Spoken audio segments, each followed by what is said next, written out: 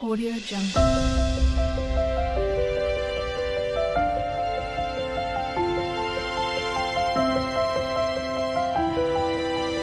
Audio Jungle.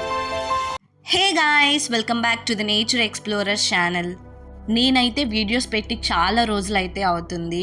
ఇక నుండి అయితే కంటిన్యూస్గా వీడియోస్ అయితే వస్తాయి. ఈ వ్లాగ్ అయితే దేని గురించి అనుకుంటున్నారా? ఇదైతే నంద్యాలలోని మహానంది టెంపుల్ గురించి. నంద్యాలలో ఈ టెంపుల్ తెలియని వాళ్ళే ఉండరు, చాలా ఫేమస్.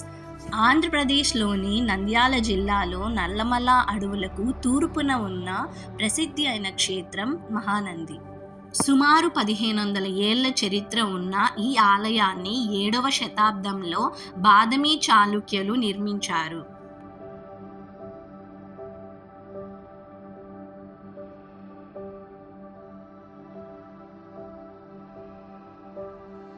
టెంపుల్ ఆపోజిట్గా అయితే ఇలా పెద్ద నంది అయితే ఉంటుంది. చాలా బ్యూటిఫుల్గా అయితే ఉంది. ఇదే అన్నమాట టెంపుల్ ఎంట్రన్స్. మన తెలుగు రాష్ట్రాల్లోని ఆలయాల్లో అనేక అద్భుతాలు దాగి ఉన్నాయి. అందులో ఒకటి ఈ మహానంది పుణ్యక్షేత్రం.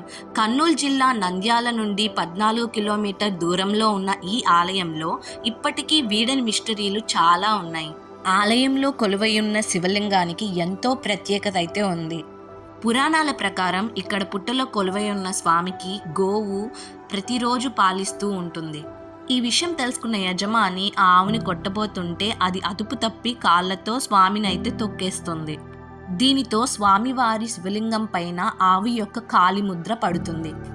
అందుకే ఇక్కడ శివలింగం ఎత్తుగా కాకుండా కొంచెం తక్కువ ఎత్తులో అయితే ఉంటుంది. శివలింగం కింద నుండి నీరు ఊరుతూ ఆ నీరు పుష్కరంలో చేరుతుంది. ఇక్కడ నీరు సంవత్సరం పాటు స్పష్టంగా పరిశుభ్రంగా ఉంటుంది.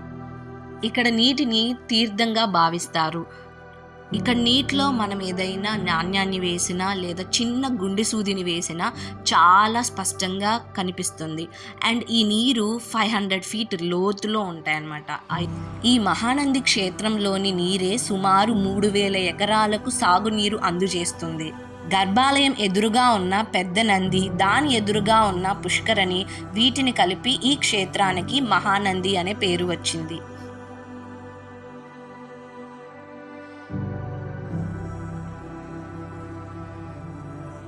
అండ్ ఇక్కడైతే బ్యాగ్స్, ఫుట్వేర్, ఫోన్స్ అన్ని లాకర్లో అయితే పెట్టాలి.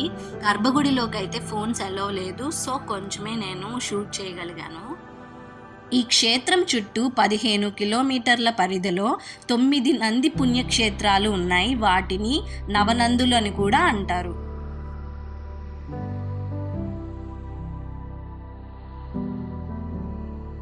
ఇదైతే టెంపుల్ లోపల అనమాట. చూడండి ఎంత బాగుందో. అండ్ దాని ఎదురుగానే గుడి ఎదురుగా మనకి కోనేరు ఉంటుంది.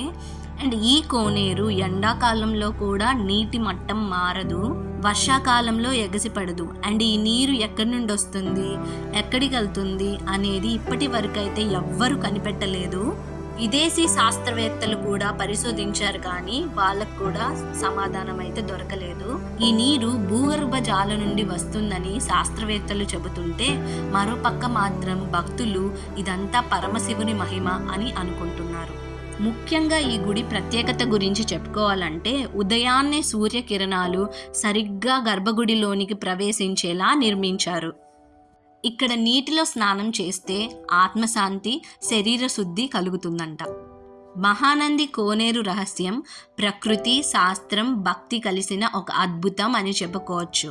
ఈ టెంపుల్లో అయితే లోపల ఆవులను ఎక్కడ పడితే అక్కడ ఇలా పెంచుతుంటారనమాట. అండ్ ఇక్కడికి వచ్చే భక్తులు అందరూ ఈ ఆవులకి ఫీడ్ ఇస్తుంటారు, ఏదో ఒకటి పెడుతూ ఉంటారు. ఇదైతే మనకి టెంపుల్ బ్యాక్ సైడ్ ఒక ఆవు అయితే ఉంది. అండ్ ఇంకా కొంచెం బ్యాక్ ఇంకా లోపల నుండి బయటికి వెళ్తున్న దారిలో చాలా అయితే ఆవుల్ని సైడ్ కట్టేసి అయితే ఉంటారు. అదైతే నేను లాస్ట్లో క్లిప్ వేస్తాను. ఆ ఆవులకి మనం ఫీడ్ ఏం పెట్టకూడదు, వాళ్ళు ఇచ్చిన ఫీడే పెట్టాలి. ఫీడ్ అంటే ఎండుగడ్డి ఇస్తారు. ఆ ఎండుగడ్డికి ఒక 30 రూపీస్ ఇస్తే మనం పెట్టచ్చు అనమాట. జీవితంలో ఒక్కసారైనా దర్శించుకోవాల్సిన ఈ టెంపుల్ని ఖచ్చితంగా మీరు కర్నూలు సైడ్ నంద్యాల జిల్లాలో వెళ్ళినప్పుడు మాత్రం తప్పకుండా ఈ మహానంది టెంపుల్ని అయితే విజిట్ చేయండి. చాలా పీస్ఫుల్గా అయితే ఉంటుంది. ఇంకా సబ్స్క్రైబ్ చేసుకొని వాళ్ళు ఖచ్చితంగా సబ్స్క్రైబ్ చేసుకోండి. Do like and share and comment. Thank you for watching.